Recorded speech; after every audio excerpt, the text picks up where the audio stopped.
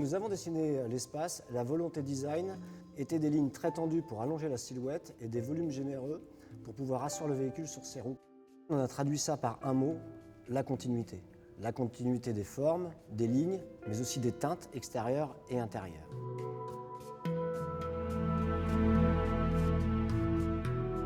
Dans les enjeux qu'on a tout de suite décelés avec vous et qu'on a dû mettre en pratique dans le système industriel, ça a été la géométrie de cette voiture pour la partie extérieure de la voiture et la teinte, la conformité colorimétrique de cette voiture. Donc sur la géométrie, il a fallu tout de suite mobiliser les équipes pour avoir cette culture de la conformité, parce que la continuité vue du design, ça se traduisait par la conformité vue de l'industriel.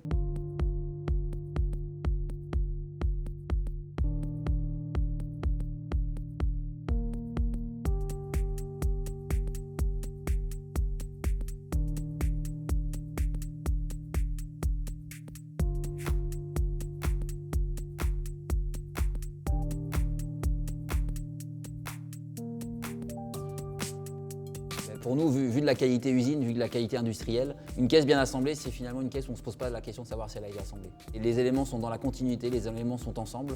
Et finalement, le client, il n'achète pas des pièces, il achète une voiture. On s'était rencontrés pour des mises au point de la couleur et de l'aspect avec tes équipes. Tout à fait. Nous, pour répondre à cette exigence-là d'une belle peinture, on a nécessité en industrie d'avoir des moyens pour caractériser, pour mesurer cette colorimétrie. Avec la boîte à lumière pour contrôler cette peinture qui nous a entraînés à faire une formation commune. Ça montre le concours de nos deux équipes pour aller vers l'exigence après, en termes d'industriel, sur cette réalisation de colorimétrie.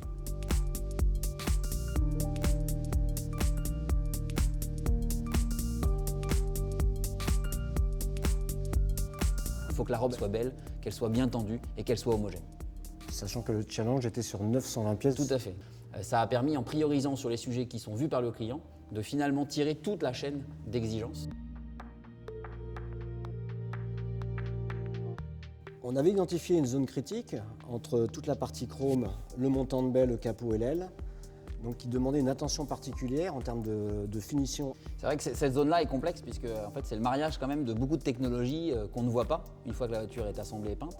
On a un capot aluminium, on a une aile plastique, on a une pièce rapportée au montage, on a des chromes qui ne viennent pas obligatoirement des mêmes fournisseurs. L'exercice est intéressant puisque ça a dû mailler tous les métiers. Les peintres pour la partie colorimétrie, l'exécution géométrique puisque cette zone en Y est complexe à réaliser et nécessite vraiment de la finesse dans l'exécution. Donc c'est vraiment le symbole de nombreux travaux qu'on a dû mener ensemble.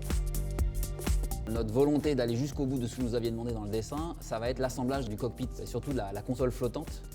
Il y a beaucoup de pièces, il y a du multimédia, il y a du jonc de lumière, il y a des pièces d'ébénisterie, il y a l'interface mécanique. Et finalement, arriver à l'exécution parfaite de cet assemblage-là, on répond vraiment aux critères qualité en termes de robustesse, en termes de géométrie, en termes d'assemblage. Au-delà de toutes ces réussites, on a eu quelques sujets difficiles à régler sur la voiture. C'était le centrage de la planche de bord par rapport au panneau de porte. Et donc ça a été une prouesse technique.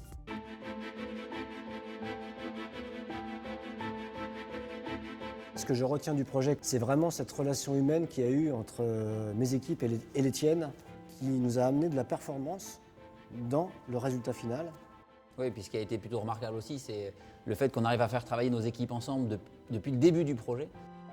Et puis ça s'est traduit par l'enjeu unique et partagé par tous de réussir cette voiture et la mobilisation de chacun d'entre nous. Et je pense que ça, on peut être fier de nos équipes d'avoir réussi.